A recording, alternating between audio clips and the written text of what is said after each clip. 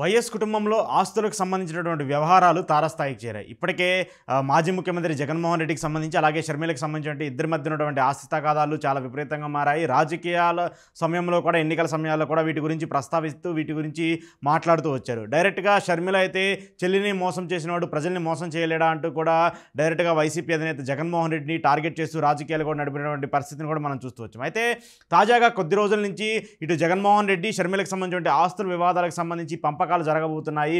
జగన్మోహన్ రెడ్డి కొంచెం వెనక్కి తగ్గి షర్మిలకు ఏవైతే ఆస్తులు ఇవ్వాలో, ఏవైతే ప్రాపర్టీస్ రావాలో వాటన్నిటికీ ఇచ్చేందుకు సిద్ధంగా ఉన్నాడంటూ కూడా కొన్ని వార్తలు చక్కరగొట్టినటువంటి నేపథ్యంలో తాజాగా జగన్మోహన్ రెడ్డి, వైఎస్ భారతిరెడ్డి కోర్టుకు వెళ్ళినటువంటి ఒక అంశాన్ని కూడా లేటెస్ట్గా జరుగుతుంది. ఏదైతే Saraswati power infra development private limited ఏదైతే కంపెనీ ఉందో, ఆ కంపెనీకి సంబంధించినటువంటి డైరెక్టర్లుగా మొత్తం 5 డైరెక్టర్లు ఉన్నారు. ఆ 5 డైరెక్టర్లలో ఇద్దరు, ఒకళ్ళు భారతిరెడ్డి, 2 జగన్మోహన్ రెడ్డి, వీళ్ళిద్దరు ప్రధానంగా ఉన్నారు. దాంతోపాటు ఇద్దరు జాయింట్ డైరెక్టర్లు ఉన్నారు. అయితే ఈ కంపెనీకి సంబంధించిన షేర్ల వ్యవహారంలో 2019లో ఈ కంపెనీకి సంబంధించిన షేర్లను అయితే తీసుకొచ్చారు.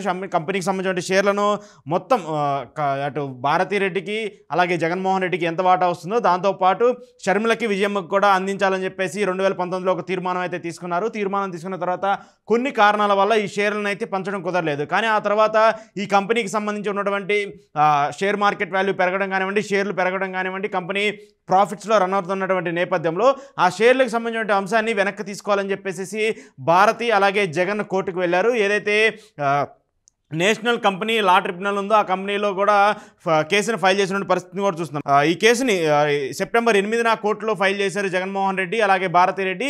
ఈ కేసు నవంబర్ 8న కోర్టులో విచారణకు రానుంది. అయితే ఈ కోర్టుకు సంబంధించి విచారణకు రానున్నటువంటి నేపథ్యంలో ఈ కంపెనీకి సంబంధించి వాస్తవానికి ఉన్నటువంటి షేర్లను 51% తమ పేర్ల మీద ఉంచాలని చెప్పేసి ప్రధానంగా ఈ పిటిషన్లో జగన్మోహన్ రెడ్డి, భారతిరెడ్డి కోరారు.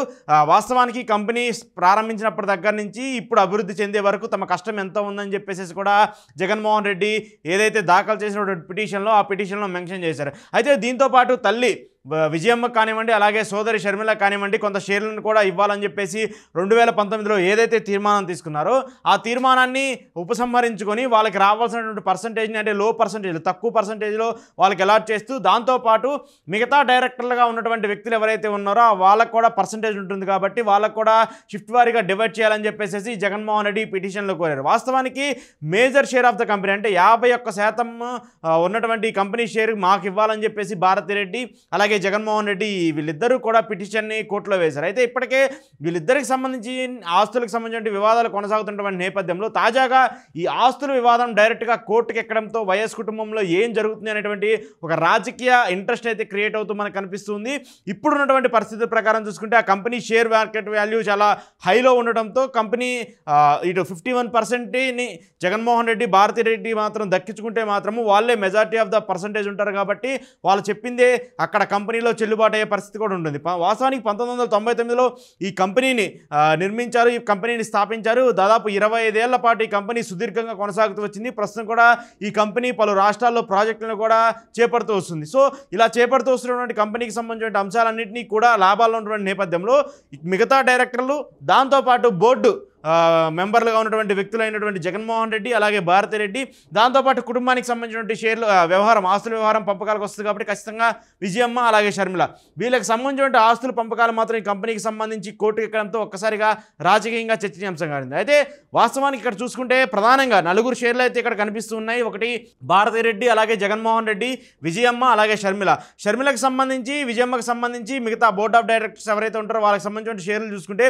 40-20% ఉండబోతున్నట్టు కూడా తెలుస్తుంది. కానీ మేజర్ షేర్ 51% మాకే ఇవ్వాలని చెప్పేసి జగన్మోహన్ రెడ్డి, భారతి కోర్టుకు వెళ్ళడము, అక్కడ కోర్టులో దీనికి సంబంధించిన విచారణ జరగడము, కోర్టులో ఏదైతే పిటిషన్ దాఖలు చేశారో ఆ పిటిషన్ దాఖలు చేసినటువంటి నేపథ్యంలో వీళ్ళు ఎక్కువగా ప్రమేయం పెట్టేసి, వీళ్ళు ఎక్కువగా ఇంట్రెస్ట్ చూపించి, దాంతోపాటు కంపెనీ డెవలప్మెంట్కి ఎక్కువగా టైం స్పెండ్ చేసి ఎక్కువ ఇన్వెస్ట్మెంట్ చేశామంటూ కూడా ఇటు జగన్మోహన్ రెడ్డి, భారతి పిటిషన్లో తెలిపారు. సో దీని మీద కోర్టు ఎలా విచారిస్తుంది?